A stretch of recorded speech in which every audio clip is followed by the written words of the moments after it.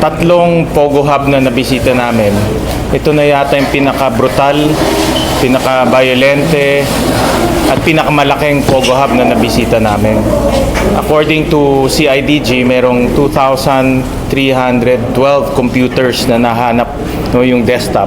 So, ibig sabihin, kung 1:1, meron 2,312 na mga tao at any given time nag-ooperate dito. So 2,000 tao ang nag-ooperate dito sa Pogo Hub na ito. Hindi maliit yan. Para sa akin, ito na siguro yung pinakamalaking Pogo Hub na napuntahan natin. At talagang malakas ang ebidensya.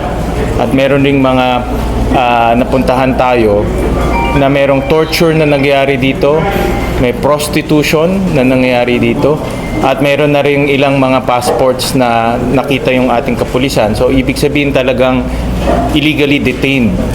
Kinukuha yung kanilang passport, tinatago sila dito, hindi sila pinapalabas, pinupuwersa magtrabaho.